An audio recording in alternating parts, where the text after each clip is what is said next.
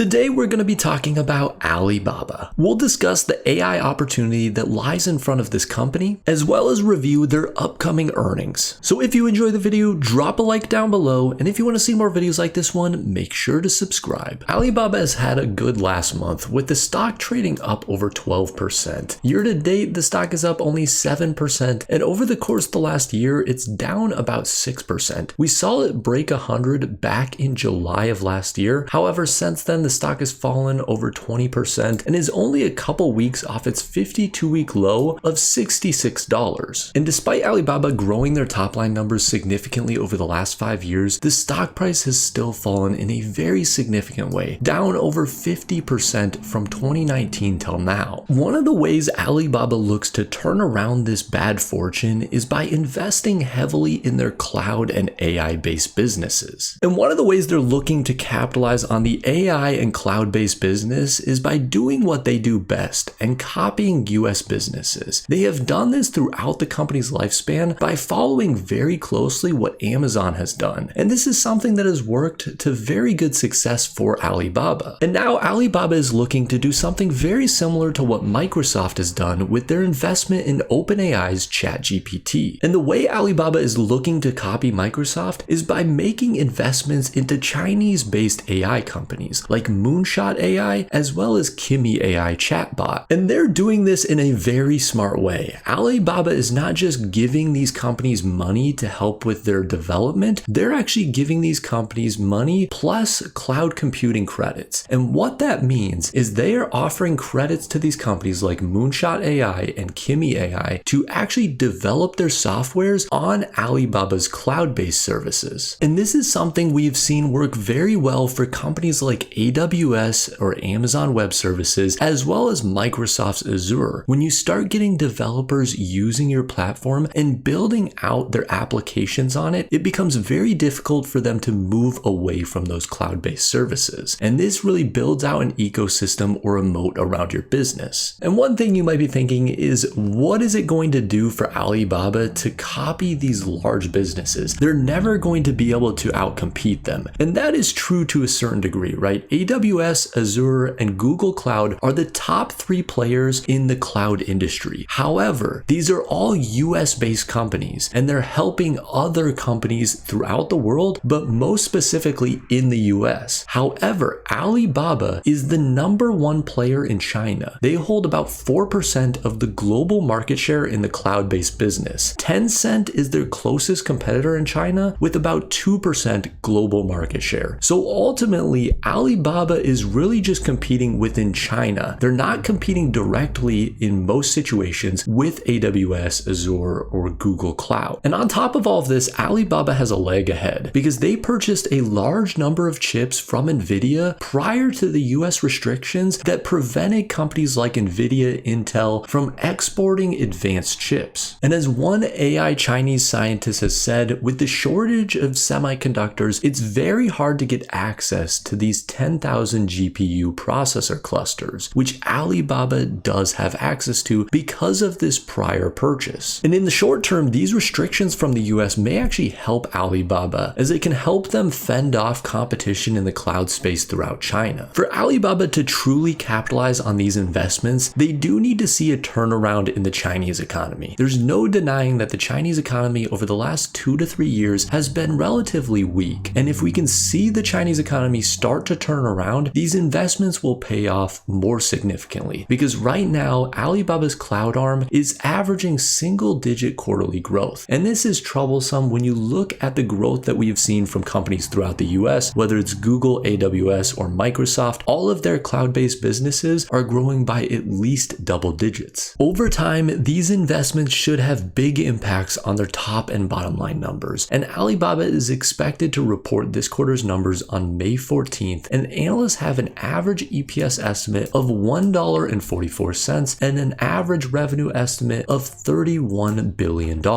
And on Yahoo Finance, these numbers vary slightly. They have an average EPS estimate of $1.41, a low estimate of $1.10, and a high estimate of $2.02. When we compare these numbers to a year ago where they put up $1.50, we can see that the average estimate is down slightly year over year. And this this is a little bit contradicting compared to what analysts are expecting for the full year of 2024 from Alibaba, because a year ago they put up $7.64, and analysts are actually expecting them to grow their EPS numbers to $8.64 in 2024. And what's a little bit crazy is when you look out to analyst expectations for 2025, they actually expect EPS numbers to fall to around $8.49. Personally, I don't think this is accurate, because I think as the Chinese economy turns around over the next couple of years, we should see these numbers increasing across the board. And analysts are expecting very slow growth for the top line as well. On Yahoo Finance, they have an average revenue number of $30.42 billion, so slightly lower than what we saw on Google. This is up year over year from $29.15 billion.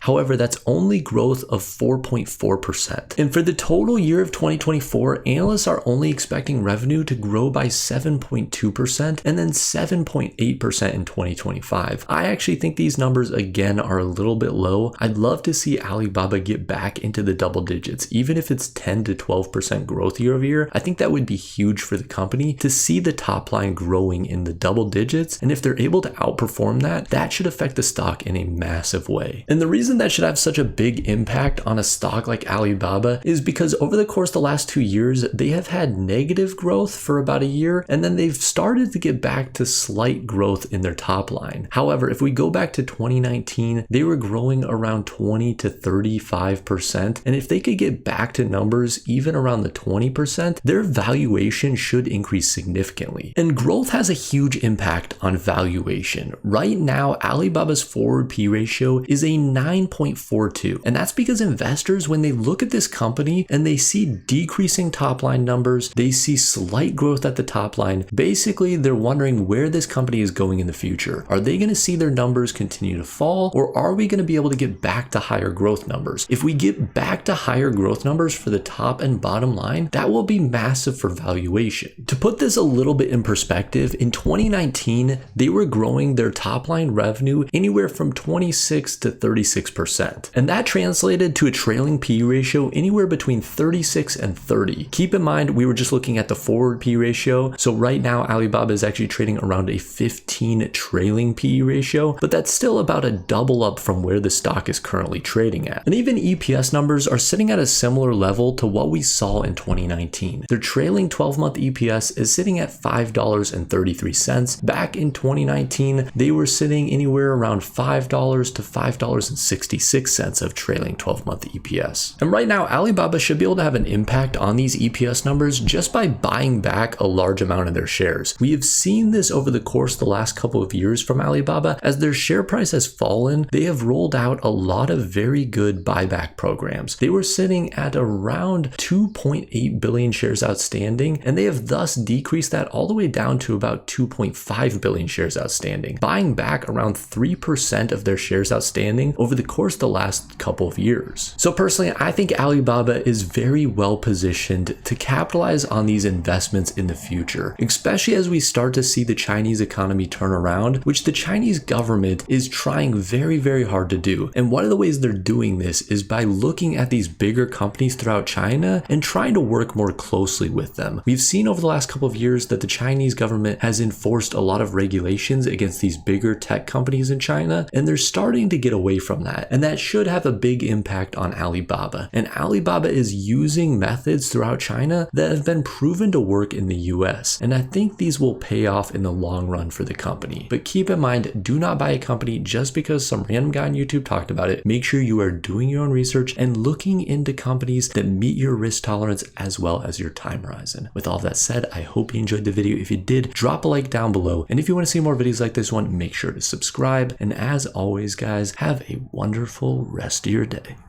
And for the joke of the day, what does a sprinter eat before a race? Check the comments down below for the answer. Thanks for watching.